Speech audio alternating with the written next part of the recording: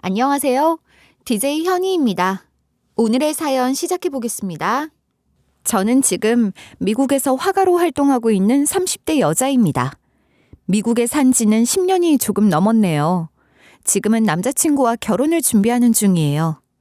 결혼이라는 큰일을 앞두고 있다 보니 그동안 살아왔던 인생을 돌아보게 되네요. 이제 30이 좀 넘었으니 긴 시간이라 할 수는 없지만 저는 다른 사람들과는 다른 인생을 살았거든요. 그러다 보니 요즘 예전과는 다른 생각이 들더라고요. 그동안 저는 인생은 혼자 사는 것이라 생각했지만 지금은 운명이라는 것이 있는 것일까? 세상 일은 결국 순리대로 돌아가게 되어 있는 것일까 하는 생각을 하게 되었어요. 그리고 아무리 모든 것이 꼬이고 악인들이 설친다 하더라도 결국 모든 것이 제자리로 돌아간다고 말이죠. 제가 그렇게 믿게 된 이유를 오늘은 말씀드리려 해요. 저는 고아였어요. 아마 대여섯 살 때부터 초등학교 1학년 때까지 고아원에서 살았어요. 고아원에 대한 기억이 어렴풋하긴 하지만 무섭고 힘들었던 기억만은 강하게 남아있어요. 원장님과 선생님은 늘 화를 내셨고 거기에 함께 살았던 언니와 오빠들은 그악스럽고 억세서 늘 나를 때리고 내가 가진 것을 빼앗아갔어요. 아무 말 못하던 저는 늘 얻어맞으며 저보다 어린 동생들을 껴안고 울기만 했던 기억만은 생생해요. 엄마에 대한 기억 역시 희미하지만 늘 따뜻하고 부드럽고 품에 안기면 행복했던 기억이 나요. 그리고 또 하나. 엄마에 관한 죽을 때까지 평생 잊을 수 없는 강렬한 기억이 있어요. 바로 엄마가 돌아가시던 날의 기억이죠. 매일 밤마다 엄마는 나를 품에 꼭 껴안고 같이 잤어요. 저는 엄마 내음을 맡으면서 행복하게 잠에 들었다가 아침에는 엄마가 부드럽게 입을 맞추고 간지리는 느낌으로 잠에서 깨곤 했는데 그날은 달랐어요. 아침이 훨씬 밝아 제가 잠에서 깨어났는데도 엄마는 여전히 잠들어 있었던 거죠. 저는 엄마가 피곤한가 보다, 더 자고 싶은가 보다 했어요. 한참을 엄마 품에서 꼼지락거렸지만 엄마가 일어나지도 않았어요. 거기에 엄마 얼굴과 손이 너무 차가워서 이불을 덮어주고 혼자 놀았던 기억이 나요. 그런데 아무리 기다려도 아침이 지나서 날이 어둑어둑해지는데도 잠든 엄마가 일어나지 않는 거예요. 배도 고프고 주변이 어두워지는 게 무서워서 저는 울었죠. 큰 소리를 내서 울면 늘 화들짝 놀라 저를 안아주던 엄마였는데 아무리 울어도 엄마는 계속 잠만 잤어요. 더욱 무서워져서 목 놓아 얼마나 울었던지 갑자기 문 밖에서 어른들이 웅성거리는 소리가 들리더니 밖에서 쾅쾅 치면서 제 이름을 부르는 목소리가 들리더군요. 그렇게 문이 벌컥 열리고 누군가가 들어오며 깜짝 놀라 외마디 비명을 질렀죠.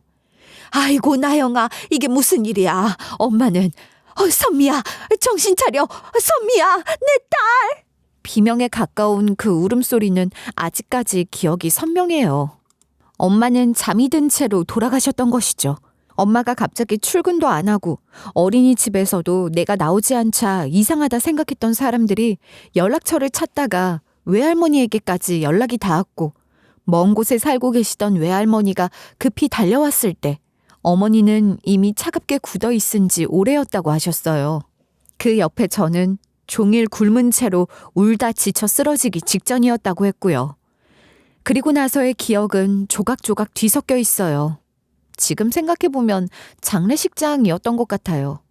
환하게 웃는 엄마 사진을 올려놓은 곳에서 어른들이 싸우고 서로 멱살을 잡고 고함을 질렀던 기억이 드문드문 있을 뿐이에요.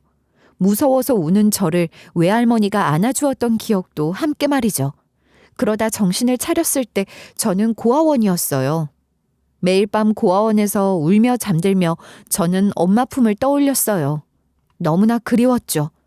그리고 매일 후회를 했어요. 그날 조금만 더 누워있을 걸, 조금만 더 엄마 품에 안겨있을 걸 그랬다고 말이에요. 그게 마지막이 될 줄 저는 몰랐거든요.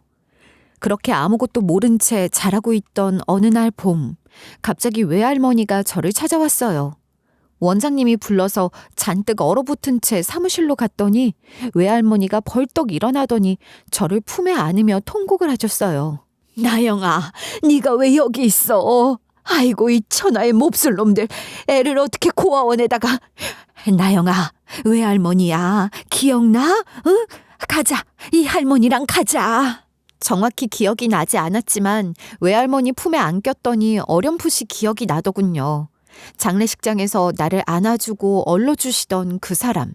엄마와 비슷하지만 다른 포근한 냄새가 나던 사람이 바로 외할머니라는 걸 말이죠. 그렇게 극적으로 저는 외할머니와 함께 살게 되었어요. 나중에 한 사실이지만 저는 아버지가 일찍 돌아가시고 엄마와 둘이 살고 있었다고 해요. 아버지가 교통사고로 갑자기 돌아가셨기 때문이죠. 그런데 갑자기 엄마가 돌아가신 뒤에 아버지의 보상금을 서로 갖겠다고 장례식장에서 아버지의 형제들끼리 대판 싸움이 벌어졌다고 했어요. 아버지가 큰아들로 아래는 남동생 하나와 여동생 하나가 있었는데 그 둘과 그 가족들끼리 대판 싸움이 벌어졌던 것이었어요. 원래 아빠가 돌아가셨을 때부터도 장례식장에서 그 난리가 났었다고 하더군요. 교통사고 보상금과 회사 위로금에 퇴직금까지 목돈이 나왔는데 그걸 좀 나눠달라고 하다가 개싸움이 일어났던지라 외할머니는 그럴 줄 알았다고 하셨어요. 그것들은 인간도 아니야. 이제 아장아장 걷는 너 하나랑 새파랗게 젊은 마누라 남기고 떠난 사람은 안중에도 없고 장례 치르는 첫날부터 동생이라는 인간들이 보상금 얼마나 나왔냐, 퇴직금은 얼마냐 묻고 앉았더라니까. 그걸 왜 묻냐고 하니까 설마 형수 혼자 그걸 다 가질 거냐고 그러는 거 아니라고 정색을 하고 그 막내 여동생이란 년도 훨씬 나이 많은 니네 엄마에게 막 덤비고 아유 기가 막혀서. 그래서 어떻게 했는데? 니네 엄마가 나를 닮아서 기세가 장난 아니거든. 육개장 한 사발씩 퍼다가 시원하게 얼굴에다 끼얹고 내쫓았지 뭐. 그것들이 찍소리도 못하고 쫓겨났는데 어찌나 통쾌하던지. 아휴, 내가 니네 엄마 장례식에도 그랬어야 했는데 내 죄다 내 죄야. 이러면서 외할머니는 쿨쩍 눈물을 찍어내시고는 하셨어요. 하지만 외할머니의 기세 역시 만만치는 않으셨죠. 엄마가 갑자기 그렇게 떠나가고 난 뒤에 아버지의 형제들이 다시 찾아와 돌아가신 아버지의 보상금이며 엄마와 제가 살던 집의 보증금이며 그걸 가지고 또 난리를 쳤다고 해요. 보다 못한 할머니 역시 가만히 있진 않으셨던 거죠. 할머니도 우리 엄마 장례식 때 상 엎고 그랬잖아. 나 그거 기억나는데? 상 엎어서 어른들이 막 국에 대이고 서로 싸우고 그래서 내가 울었잖아. 아이고 말도 마. 내가 그러고 확 다 쫓아냈어야 했는데.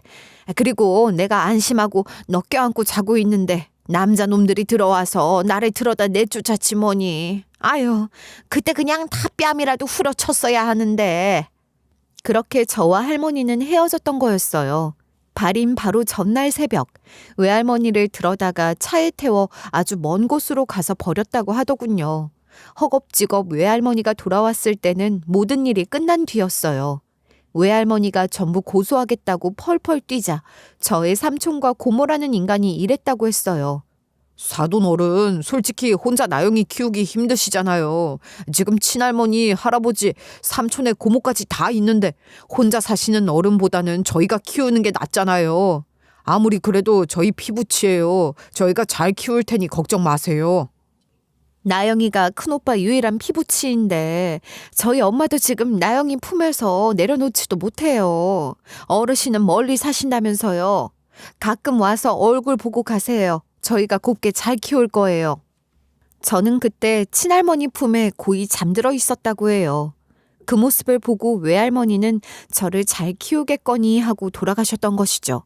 하지만 중간중간 아이를 보러 가겠다고 해도 연락에 답을 하지도 않고 보여주지도 않자 이상한 생각이 들었던 외할머니는 제가 학교에 입학할 나이가 되자 그 동네 초등학교를 싹 다 뒤지셨어요. 하지만 아무리 뒤져도 제가 없자 일이 잘못되었다는 것을 직감하셨대요. 그리고 친조부모 집이며 삼촌, 고모네 집을 번갈아가 들쑤셨어요. 만나주지도 않자 아예 아파트 입구에 현수막을 걸고 그 집 현관 앞에서 소동을 부리셨던 거예요. 당연히 그 사람들은 기겁을 했겠죠. 무식하게 지금 이게 무슨 짓이야? 당장 꺼지지 않으면 경찰 부를 거야. 무식? 야, 내 손녀 어디 있어? 네가 손녀라고 잘 키우겠다며 이 할망구야. 경찰? 오냐, 경찰 불러. 경찰 불러서 어디 있는지 찾아달라고 하자. 말 잘했다. 빨리 불러. 난리를 쳐대자 주변 이웃의 소개로 결국 경찰이 왔고 외할머니는 그제야 제가 고아원에 가 있다는 걸 알게 되었던 거예요. 경악하는 외할머니에게 저의 친척이라는 인간들은 변명만 늘어놓더라고 하더군요. 아니, 나는 우리 영감이 몸이 아파서 신경을 못 썼어요. 우리 애들이 잘 데리고 있는 줄 알았지. 아니, 걔는 작은 오빠가 키워야지. 결혼까지 한 제가 어떻게 키워요? 저도 시댁 눈치가 보여서 그랬어요. 오빠, 어떻게 된 거야? 아, 왜 나보고만 그래? 다들 도와주지도 않았으면서. 지금 형편이 안 좋아서 잠깐 맡긴 거예요. 금방 데려오려고 했어요. 그 꼬라지를 보고 경찰마저 혀를 찼다고 했어요. 이럴 거면 차라리 내가 데리고 가겠다는 외할머니 말에 경찰이 그러는 편이 낫겠다고 중재를 했고 덕분에 저는 외할머니와 살 수 있게 되었던 거죠. 당시 외할머니는 제가 원래 살던 곳과는 좀 떨어진 곳에서 살고 계셨어요. 무슨 이유에서인지 외할머니는 그곳을 절대 떠날 수 없다고 하셨고요. 그래서 그곳으로 가 외할머니와 함께 살기 시작했어요. 외할머니는 저를 돌보며 일을 하기 위해 제가 전학한 초등학교 바로 앞에 분식집을 차리셨어요. 덕분에 저는 외할머니가 머리를 빗겨주고 할머니가 차려주는 따뜻한 아침을 먹고 배웅을 받으며 학교를 갔고 학교가 끝나면 친구들과 함께 할머니의 분식집으로 가 떡볶이도 먹고 어묵도 먹으면서 학창 시절을 보낼 수 있었어요. 저는 분식집 손녀로 불렸죠. 따뜻하고 즐거운 학창 시절이었어요. 외할머니는 늘 제가 보이는 곳에 저와 함께 계셨으니까요. 외할머니의 분식집은 장사가 그런대로 잘 되었어요. 그 동네에는 초등학교 2개와 중학교, 고등학교까지 다 있었거든요.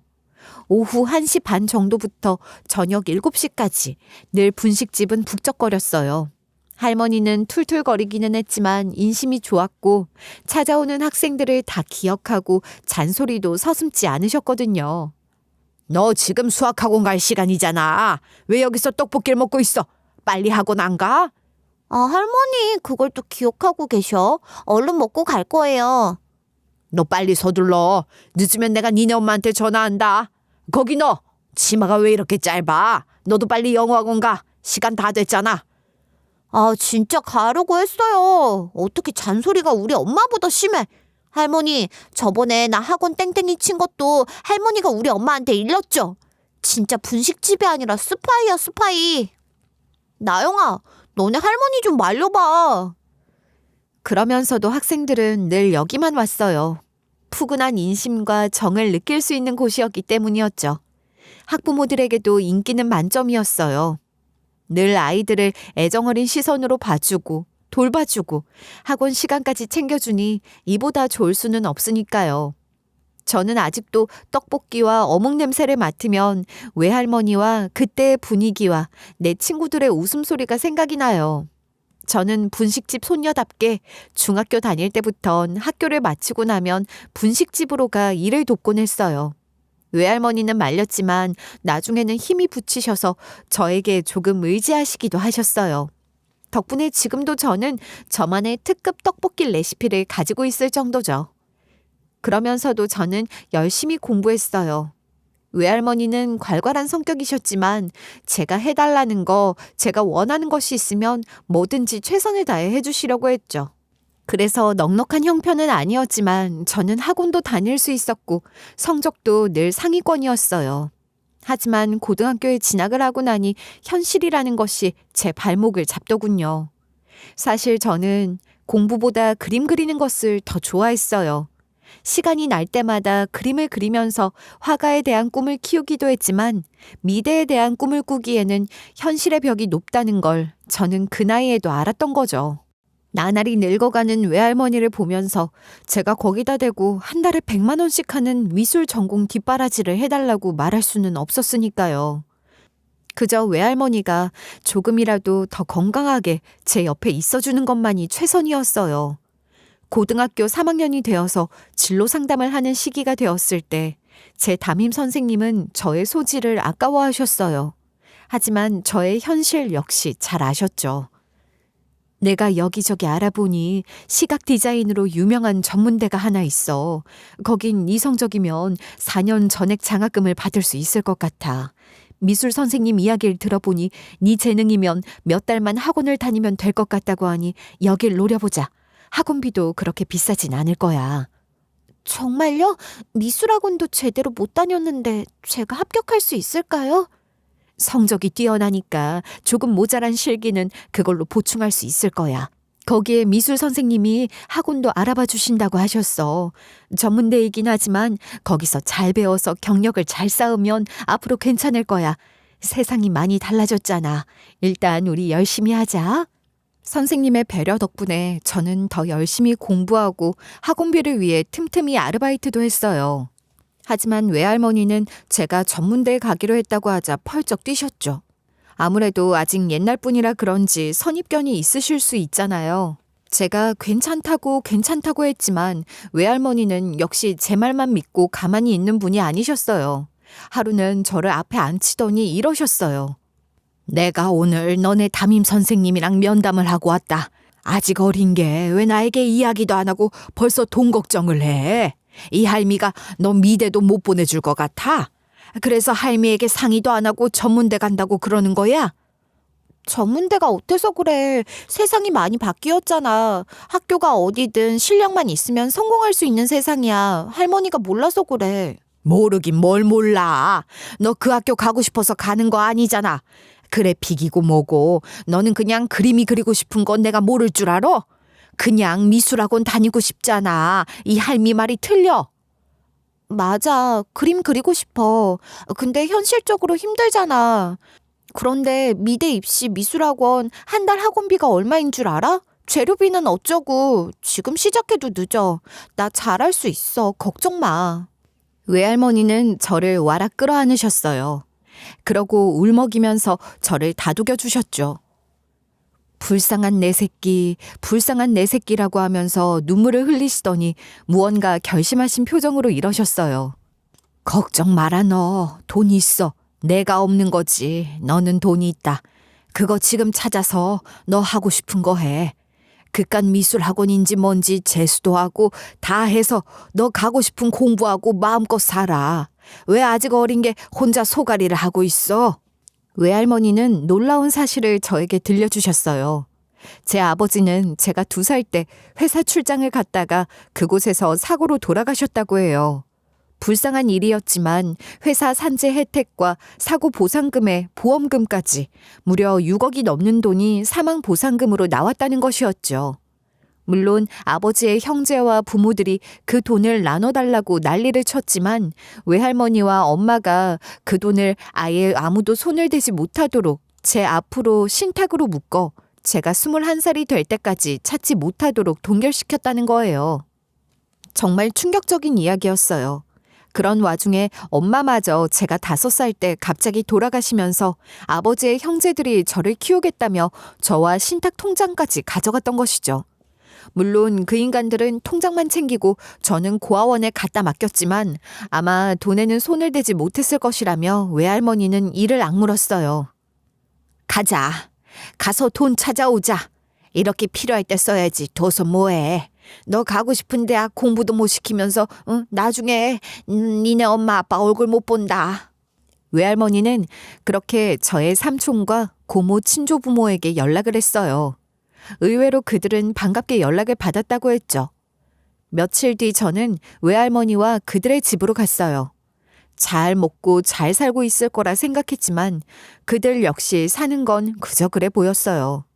친부모는 서울 외곽의 낡은 임대 아파트에 살고 있었고 그리로 찾아온 삼촌과 고모 역시 옷차림이며 뭐며 평범하다 못해 가난한 삶이 그대로 드러나 보였거든요.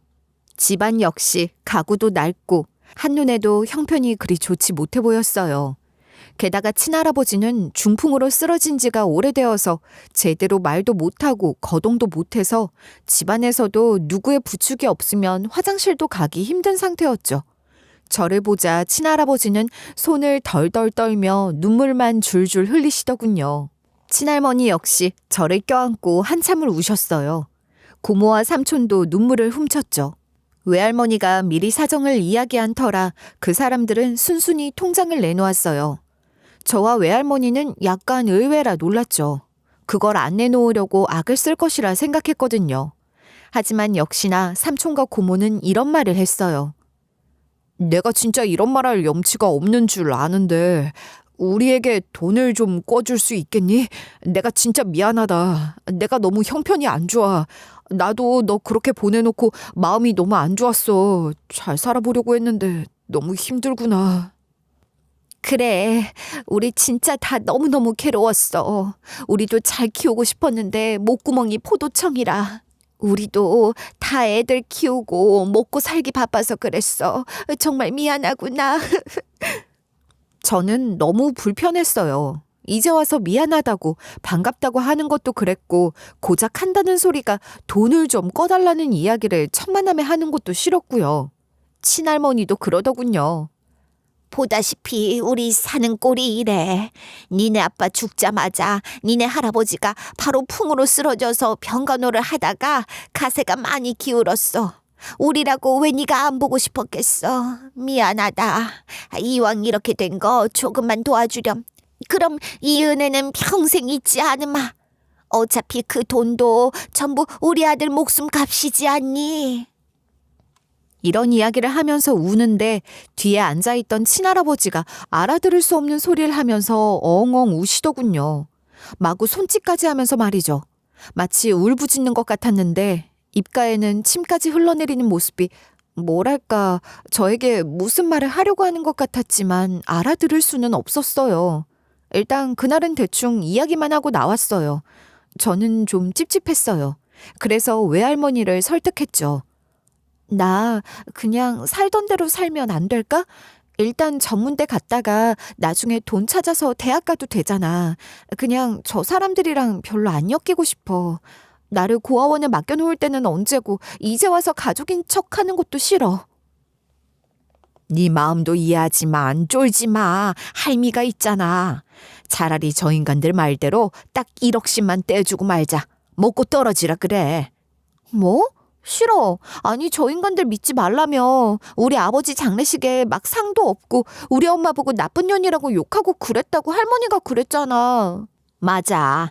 저 친할머니라는 년도 내 딸 보고 내 자식 잡아먹은 년이라며 쌍욕하면서 돈 내놓으라고 난리를 친 화상들이야 저것들이. 저 쌍놈의 집안. 하지만 저것들이 너가 돈 가지고 있으면 가만히 두겠니? 차라리 지금 돈 좀 떼어주는 게 나아. 지금 이렇게 안 하면 저것들은 지구 끝까지라도 찾아올 거다. 아깝다 생각하지 말고 그러는 게 나아. 할머니는 그때 이야기를 하면서 이를 부득부득 갈면서도 저를 위해서 합리적인 판단을 하셨어요. 차라리 빨리 떼어내는 것이 저의 미래를 위해서도 낫다고 말이에요. 저 역시 그 말에 동의했어요. 6억이라는 돈에서 2억을 떼주고도 4억이 남으니 그거면 제 미대 준비를 해서 대학에 가기에는 넘치고도 남는 큰 돈이었으니까요. 저는 삼촌과 고모에게 1억씩을 주는 대신 다시는 연락을 하지 않겠다는 약속을 받고 둘과 함께 은행으로 가 신탁 해지를 했어요. 그 둘이 저의 후견인으로 지정이 되어 있었기 때문에 지금 돈을 찾으려면 둘과 함께 가야 했거든요. 돈은 그 사이에 불어나 있었어요. 액수가 6억이 아니라 무려 10억 가까이로 늘어나 있었던 거죠. 저는 일단 절반만 해지를 하고 삼촌과 고모에게 1억씩을 이체했어요. 하지만 돈을 받은 그 사람들의 표정은 애매하더군요. 엄청 좋아할 것이라 생각했지만 고맙다고 말은 하면서도 그리 밝은 얼굴이 아니었거든요. 이것이 무엇을 의미하는 것인지는 저는 그땐 몰랐죠. 저는 그 돈으로 할머니와 함께 살 전셋집을 구했어요. 그때까지 분식집에 딸린 방에 살고 있었거든요. 외할머니가 그 동네를 떠나고 싶어 하지 않으셨기 때문에 그 근처 깨끗한 작은 아파트를 보고 외할머니는 눈물까지 보이셨어요. 이렇게 좋은 집에서 내가 살아도 되냐고 말이에요. 저는 미대 입시학원에 등록도 했어요. 수업이 얼마나 재미있는지 하루 종일 그림을 그려도 된다는 것만으로도 행복하고 또 행복했어요. 저는 매일 밤 늦게까지 남아 그림을 그렸죠. 외할머니는 매일 늦은 시간에 버스 정류장으로 저를 마중 나오시곤 했고요. 너무나 행복한 날이었어요. 그날도 저는 열심히 그림을 그리고 밤 늦게 돌아오는 길이었죠. 버스에서 내리는데 그날따라 할머니가 보이시지 않더군요. 가끔 저를 기다리다가 잠이 드는 때도 있었기 때문에 그런가 보다 생각하고 집을 향해 걸음을 옮기는데 골목 어귀가 시끌시끌 하더군요. 경찰차도 와 있고 구급차도 와 있고 음주운전차가 갑자기 길을 덮쳐서 사람이 다쳤다고 하더군요. 그 말을 듣는 순간 등골이 서늘해지는 게 예감이 좋지 않았어요. 왜 사람에게는 예감이라는 게 있잖아요. 불길한 제 예감은 정확했어요. 정신없이 사람들을 해치고 다가가 보니 눈에 익은 옷자락이 제 눈에 들어왔어요. 바로 제가 얼마 전에 외할머니에게 사다 드린 가을 잠바였어요. 네, 사고를 당한 사람은 외할머니셨어요. 저를 마중 나오기 위해 길을 나섰다 음주운전 차에 치여서 그대로 돌아가셨던 거였어요. 저는 그 자리에 털썩 주저앉았어요. 세상이 무너진다는 것이 무엇인지 그제야 알게 되었죠. 그렇게 저의 세상 하나가 또다시 사라져버렸어요. 그때 제 나이가 19이었어요. 저는 눈물도 나오지 않을 정도로 혼이 나갔어요. 저에게 가족은 오직 외할머니 한 분뿐이었고 다른 친척도 없었죠. 삼촌과 고모를 비롯한 친가 식구들 빼고는 말이에요. 어린 저 혼자 외할머니의 장례를 감당할 순 없었어요. 그래서 그들에게 연락을 할 수밖에 없었죠.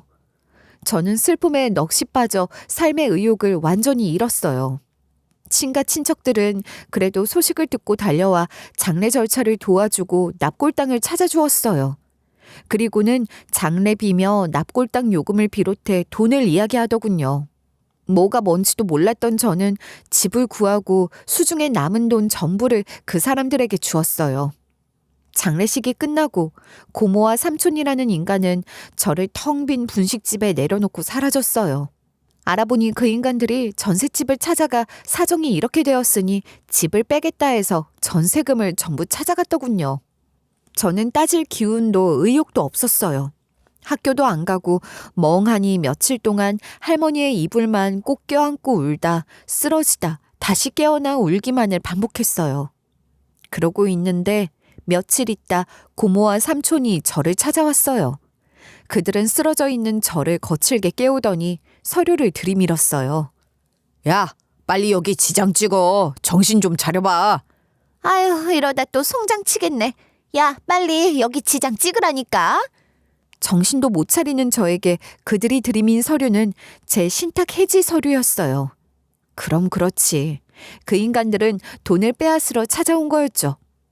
악밖에 남지 않았던 저는 벌떡 일어나 서류를 박박 찢어버렸어요. 나가. 전부 다 나가. 니들이 뭐라고 여길 찾아와? 뭐? 이거 지엠이 닮아서 성질 좀 보게. 어린 게 건방지게. 네가 이런다고 뭐가 될 줄 알아? 너 돌봐줄 친척은 이제 우리밖에 없어. 이렇게 버티다가 돈 찾아서 튀려고? 하, 우리가 그대로 냅둘 것 같아? 좋은 말로 할 때 지장 찍는 게 나을걸. 너 학교 안 다니고 싶어? 그냥 이대로 여기서 쫓겨나서 길거리 헤매며 살고 싶니? 우리가 여기 분식집도 팔았어. 길거리로 쫓겨나기 싫으면 당장 찍어. 그러면 방 한 칸에 살 수는 있게 해줄 테니까. 저는 차라리 길바닥에 노숙을 하는 한이 있더라도 지장은 찍지 않겠다고 마구 발악을 하며 버텼어요. 하지만 어른 둘의 완력을 제가 버틸 수는 없었죠. 나중에는 친할머니라는 인간만저 합세해 저의 머리채를 쥐어잡고 등짝을 때리면서 악을 썼어요.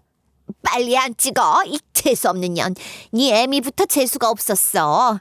내 아들 잡아먹고 이제는 지 애미에 지 외할머니까지 다 잡아먹은 이 재수없는 것. 이건 내 아들 돈이야. 내 거라고. 내가 키운 내 아들이 번 돈이니까 재수없는 네 몫은 없어. 돈 내놓고 재수없는 것들끼리 둘이 살아. 그것만으로도 감지덕지인 줄 알라고. 그 인간들은 원하는 서류를 얻은 뒤 저를 처음 그들을 만났던 임대 아파트에 저를 처박아 두고 떠났어요. 그들 말대로 외할머니와 제가 지냈던 분식집은 이미 그 인간들이 후견인을 자처하며 팔아치운 뒤라 당장 있을 곳이 없었던 저는 달리 갈 곳이 없었거든요. 하지만 충격적인 사실은 따로 있었어요. 그 낡아빠진 임대 아파트에 사는 사람은 중풍 후유증으로 혼자서는 밥도 못 먹고 화장실도 못 가는 친할아버지 한 명뿐이었던 겁니다. 친할머니며 고모와 삼촌은 아주 잘 먹고 잘 살고 있더군요. 고급 아파트에 외제차를 끌고 다니고 애들 학비도 부족하다더니 지 자식들은 전부 사립학교며 외국 유학까지 보내고 있더라고요. 금수만도 못한 인간들이 있다더니 그것들이 딱 그랬어요. 불쌍한 우리 외할머니는 아버지가 돌아가시고 남긴 보상금만 알았지만 원래 아버지 소유의 재산이 꽤 많았던 거였어요. 아버지는 이른 나이에 꽤 성공을 이루셨는데 엄마는 그걸 하나도 못 챙기고 맨몸으로 쫓겨나다시피 하셨던 거였어요. 겨우 아버지 보상금만 저를 위해 신탁으로 묶어두셨는데 그것까지 저는 빼앗겼던 거죠. 그들은 원래였더라면 엄마와 저의 몫이었던 재산을 전부 빼돌려서 잘 먹고 잘 살고 있었으면서도 엄마가 저와 살아보려고 아득바득하다 돌아가시자 그 보상금도 빼앗기 위해 저를 고아원에 버렸고요. 아마 외할머니가 아니었으면 저는 아무것도 모르고 그냥 그렇게 살았겠죠. 이 모든 사실을 저는 친할아버지의 노트를 통해 알게 되었어요. 그들은 호의호식하면서 자신들의 남편이자 아버지인 친할아버지만 그 낡은 아파트에 버려진 이유는 거기에 있었어요. 아버지가 돌아가시고 나머지 식구들이 돈을 빼돌리려고 할 때 그걸 하지 못하게 막았던 사람이 바로 친할아버지셨던 거예요. 친할아버지는 노트에 빼곡하게 자신이 어떻게 어린 손녀와 며느리를 보호하기 위해 노력했는지, 그리고 그 이후에 어떤 일이 일어났는지를 기록해 놓으셨더군요. 만약 친할아버지가 건강하셨다면 일이 이렇게까지 되지는 않았을지도 모르죠. 하지만 아버지가 돌아가신 지 불과 3개월 만에 중풍으로 쓰러지셨던 거예요. 그들은 기다렸다는 듯이 친할아버지를 가둬놓고 모든 재산을 가로챈 다음 엄마와 어린 저를 내쫓아버렸죠. 저는 할아버지가 덜덜 떨리는 손으로 건네준 노트를 읽고 엉엉 울었어요. 처음 이 집에 그들을 만나기로 했던 날, 왜 할아버지가 나를 보며 울고 또 알아들을 수 없는 고함을 질렀던 것인지 이제사 알게 되었지만 이미 너무 늦어버렸죠. 미술학원에서 실컷 그림을 그리고 미대 입시를 준비하던 달콤했던 날들은 채 한 달도 누려보지 못하고 사라져버렸어요. 아니, 그나마 전문대를 가서 그래픽 디자이너로 경력을 쌓으려던 계획마저 지금은 꿈도 못 꾸는 처지가 되어버린 것이 너무나 기가 막혔어요. 다시는 외할머니의 잔소리도 그 호탕한 웃음소리도 들을 수 없다는 현실도 믿기지가 않았고요. 저는 그야말로 절망에 빠졌죠. 친할아버지는 저를 안쓰럽게 여기고 뭐라도 챙겨주려 했지만 해주실 수 있는 것이 없었어요. 하지만 저는 아침부터 저녁까지 할아버지 식사를 챙기고 설거지를 하고 뒤처리까지 전부 해야 했죠. 정신적으로 힘든 것뿐 아니라 육체적으로도 너무나 힘들었어요. 거기에 제가 살던 곳과 이곳이 너무나 멀리 떨어져 있어서 학교도 다닐 수 없었어요. 제가 전학을 가겠다고 했지만 내 친척이라는 인간들은 비웃더군요. 고3이 전학 가서 뭐하게? 그때 받아주는 학교도 있다니? 그리고 공부해서 뭐하려고? 왜? 대학이라도 가실라고? 웃기고 있네. 야, 정신 차려. 네가 학교를 가면 저 영감은 어쩌냐? 혼자서는 밥도 못 먹고 화장실도 못 가는데 온 가족 잡아먹고 이제 네 할아버지까지 잡아먹으려고? 이러면서 친할머니라는 인간은 제 머리통을 펑 내리쳤어요. 저는 힘없이 바닥에 쓰러졌죠.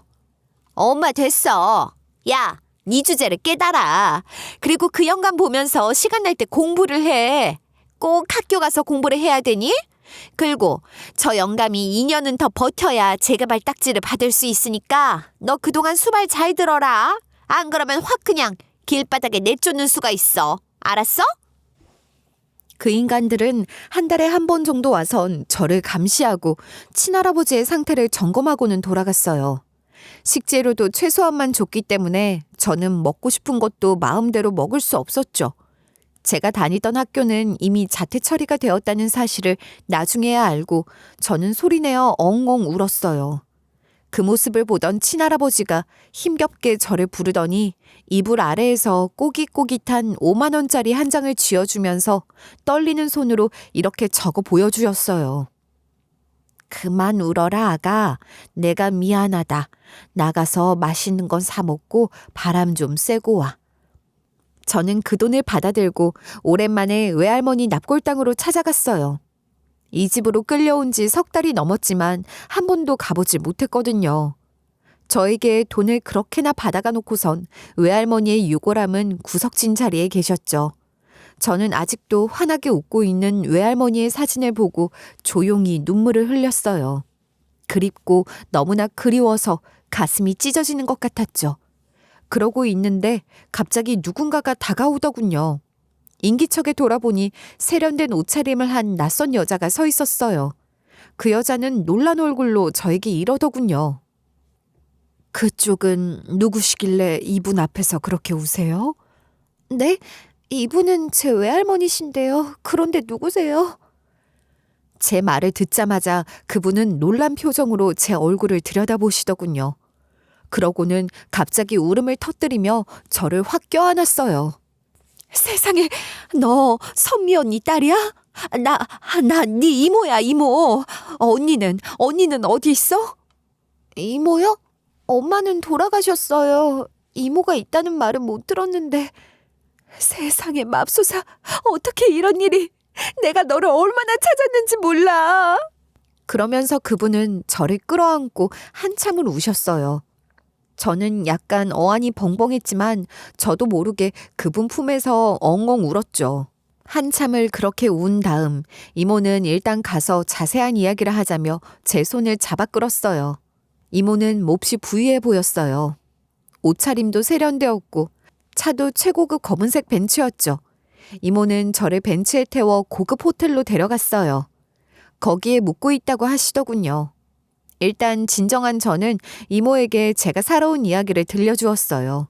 긴 이야기였지만 이모는 제 이야기를 진지하게 들어주셨죠. 제 이야기가 끝나자 이모는 이를 갈았어요. 그리고 제 손을 잡으며 약속해 주었어요. 나영아, 걱정 마. 내가 그 벌레만도 못한 것들 네 인생에서 깨끗하게 박멸해 줄게. 알고 보니 외할머니에게는 우리 엄마 이선미 외에도 이선영이라는 작은 딸이 하나 더 있었던 거였어요. 외할아버지가 일찍 돌아가셔서 외할머니는 두 딸을 데리고 부잣집 상주 가정부로 일을 하셨다는군요. 그 부잣집 부부는 아들 하나만 있는 집이었는데 제 엄마와 이모를 그렇게나 이뻐하셨고요. 몇 년 지나 그 부부는 미국으로 이주를 하기로 결정하셨고 그러면서 딸을 입양하고 싶다고 외할머니에게 말씀을 하셨다고 해요. 그 당시엔 그런 일이 종종 있었고 그 부부는 실제로 엄마와 이모를 친딸처럼 대해서 너무 깊이 정이 들어 헤어질 수가 없었던 것이었죠.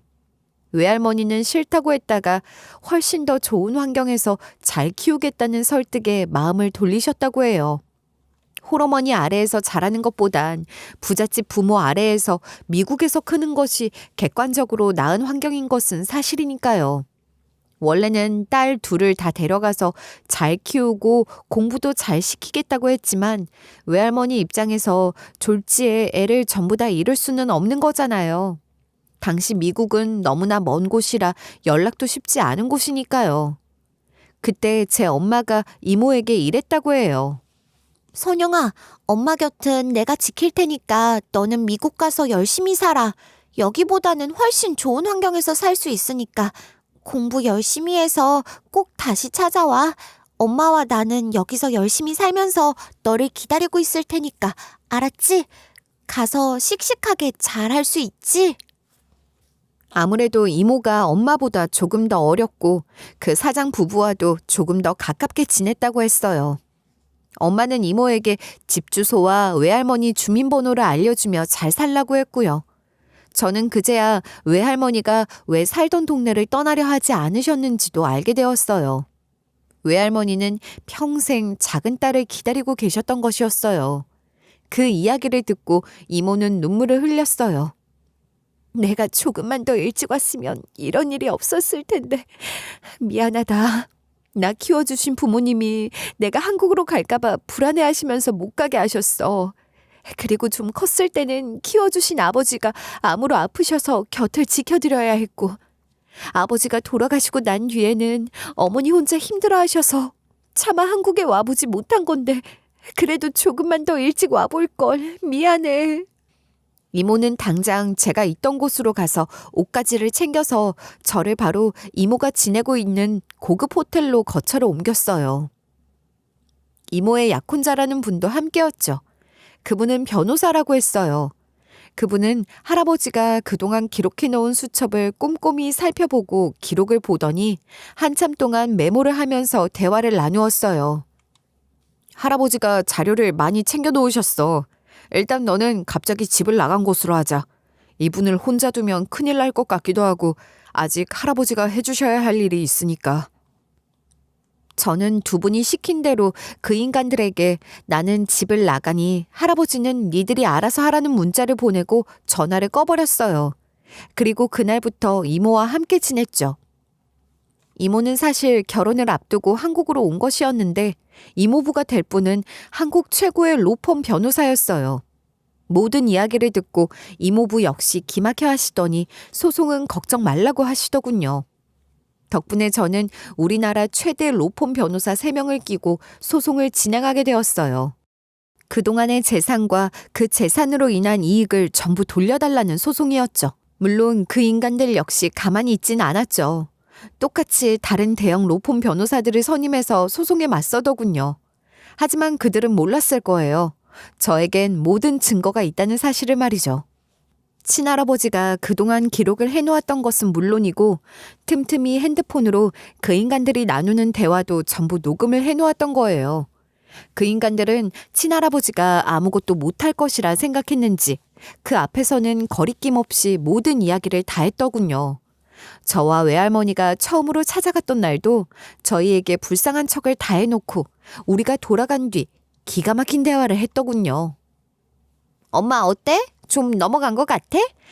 아유, 저 외할머니라는 노친네 보통 기세가 아니라서 조마조마했네. 야, 걱정 마라. 저 노친네가 겉으로만 그렇지 속은 물러. 차라리 조금씩만 떼주고 말자 이런 생각할걸? 안 그러면 뭐 지들이 어쩔 거야. 당장 외손녀가 대학도 못 간다는데. 후견인이 니들로 되어 있는 이상 방법 없어. 아유, 근데 진짜 엄마 연기력 쩔더라. 울기까지 하는 거 보고 내가 헛했다니까. 쓸데없는 소리 하지 마. 저 지집에 앞으로 있는 돈이 얼마인 줄 알아? 10억 가까이 돼. 너 애 미국에서 공부시키기 힘들다고 징징댈 시간에 엄마처럼 너도 더 애절하게 울 생각이나 해. 알았어. 애초에 오빠가 애를 고아원에 잘 숨기던가 아니면 대충 집에 데리고만 있었어도 이슈를 안 해도 되는 거잖아. 왜 나한테 신경질이야? 아 그럼 어째? 집사람이 죽어도 싫다고 하는 걸. 아 그랬으면 네가 데려가지 그랬어. 어디다 대고 짜증이야. 지나간 일 그만들 해라. 안 그래도 성인 되기 전에 어떻게 저걸 뽑나 고민했는데 차라리 잘 됐어. 지금부터 살살 구슬려서 전부 다 빼내야 하니까 어떻게 할지나 고민해. 알았어? 진짜 기가 찼어요. 그것들은 인간도 아니었어요.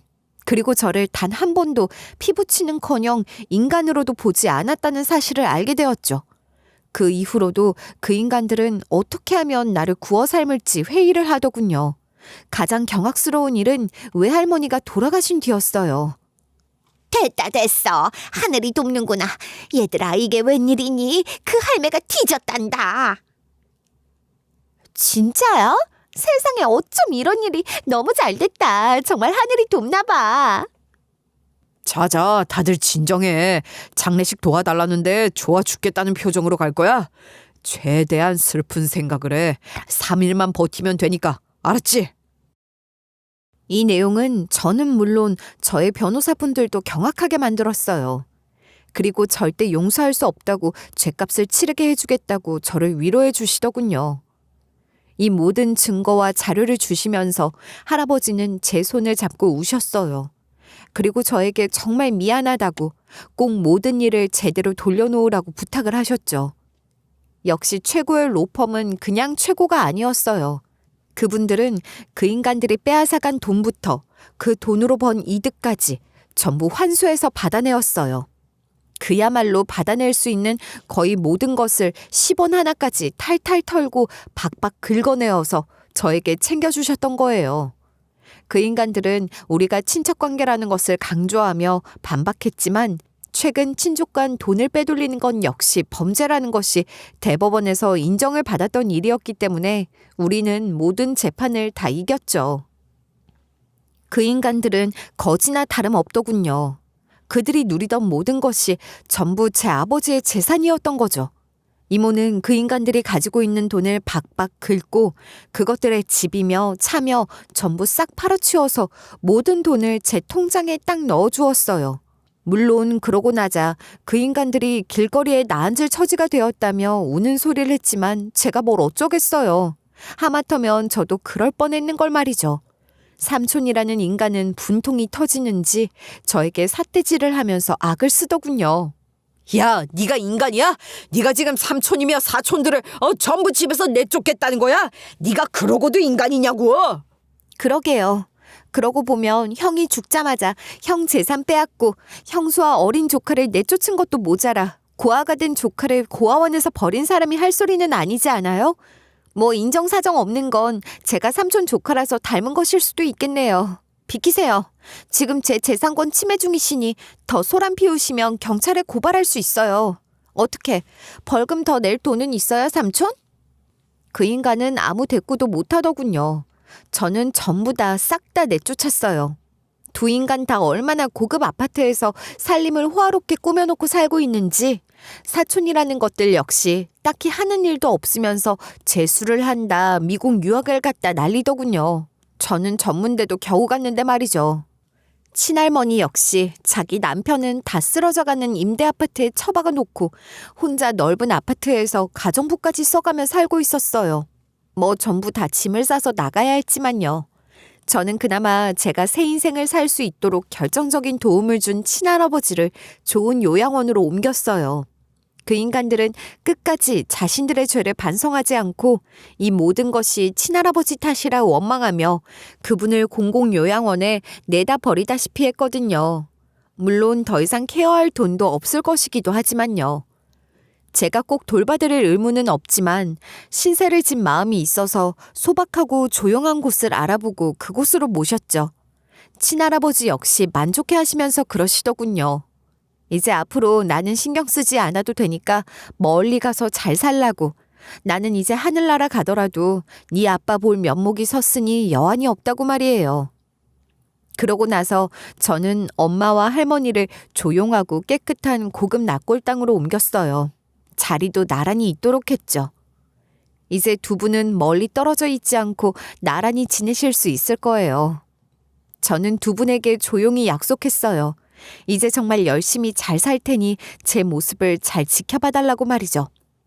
저는 이제 새로운 가족, 저를 위해주는 진정한 가족을 만나 새 인생을 시작할 거니까요. 모든 일이 얼추 해결이 된 뒤 이모는 같이 미국으로 가서 학교를 다니자고 저를 꼬셨어요. 제가 망설이자 대학 학비도 대주겠다. 우리 집에서 같이 살면 생활비 걱정도 없다. 내가 전부 다 해주겠다 마구 퍼부었죠. 원래는 이모 결혼식을 한국에서 하고 다시 미국으로 돌아갈 예정이셨어요. 이모부 되실 분이 미국에서 몇 년 동안 공부를 하기로 되어 있었던 거죠. 제가 망설이자 이모부 되실 분이 울상이 되어서 저에게 이랬어요. 제발 조카 같이 가자. 나도 진짜 잘해줄게. 나 이러다가 혼자 미국 가서 공부하게 생겼어. 그 사이에 이모가 나 버리면 나 진짜 못 살아. 내 인생이 조카에게 달렸어. 결국 저는 결심을 하고 미국 대학 입학 허가를 받기 위해 열심히 공부도 하고 그림도 열심히 그렸어요.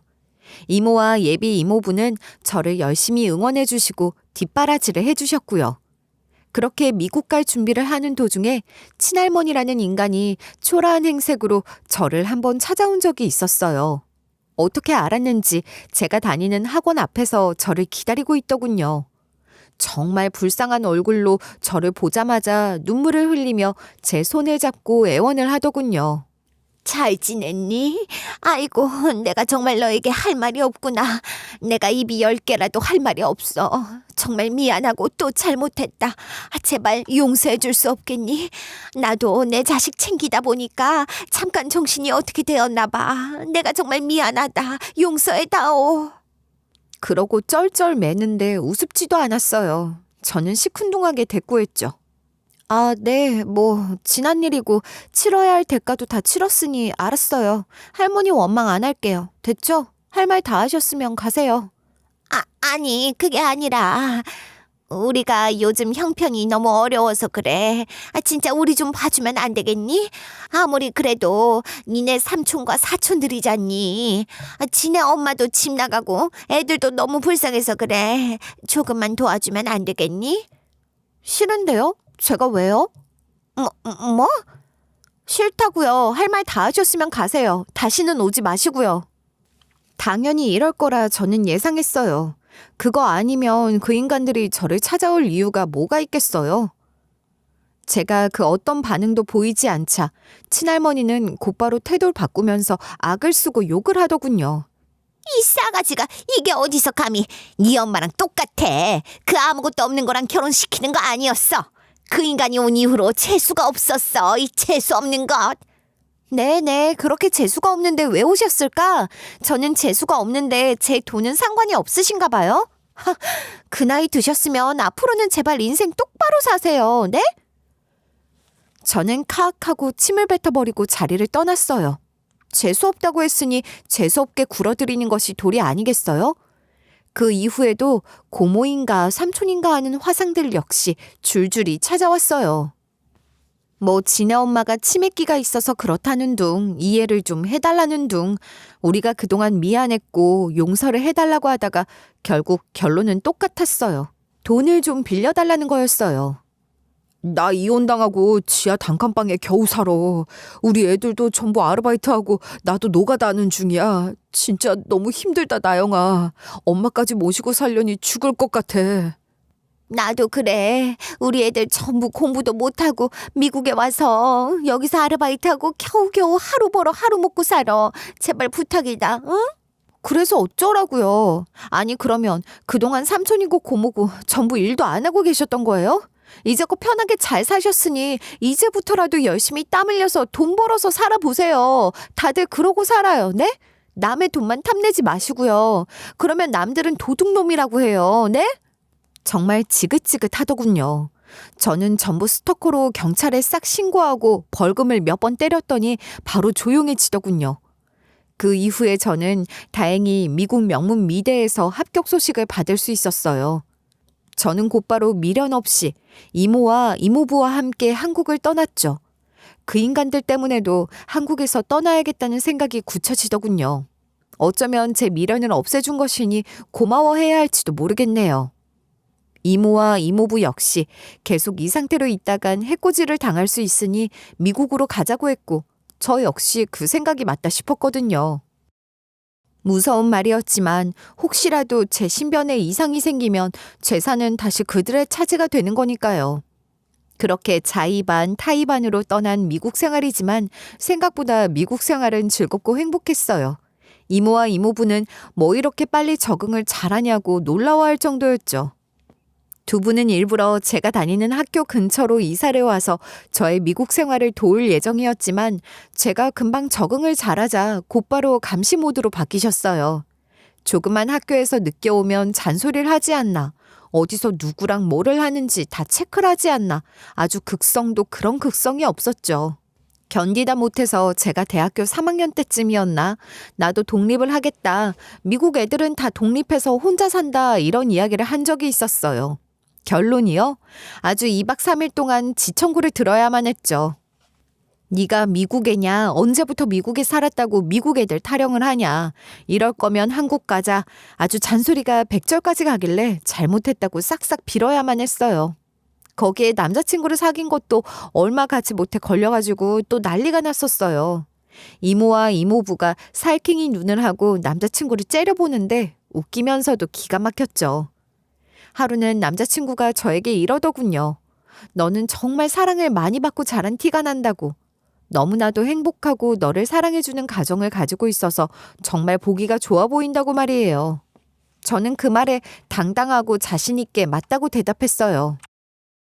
지금도 그 누구보다 저를 아끼고 사랑해주시는 이모와 이모부, 그리고 목숨을 바칠 정도로 저를 사랑으로 키워주신 어머니, 자신의 모든 걸 바쳐서 저를 키우신 할머니의 사랑을 잔뜩 받으면서 자랐으니까 말이죠. 그러니 당당하게 말할 수 있는 거 아니겠어요? 그렇게 저는 대학을 졸업하고 제가 겪은 일들과 제가 받은 사랑을 바탕으로 작품을 그렸어요. 제 작품은 제가 받은 사랑만큼 다른 분들에게도 사랑을 받았고 또 덕분에 저는 화가로서도 인정을 받게 되었던 거죠. 이 모든 것이 그분들의 사랑 덕분이라고 저는 생각해요. 그리고 결국 모든 일은 이렇게 순리대로 돌아가는 것 같다는 생각을 하게 되었어요. 만나야 할 사람은 언젠가는 만나고 내가 간절하게 바라는 일은 열심히 노력하면 이루어지고 또 악인과 선인은 그 나름의 결말을 맞이하니까요.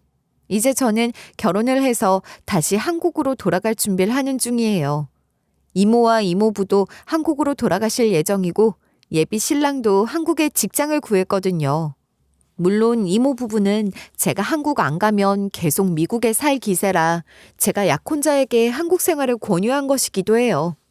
이제 저는 한국에서 또 다른 인생을 시작할 자신이 있어요.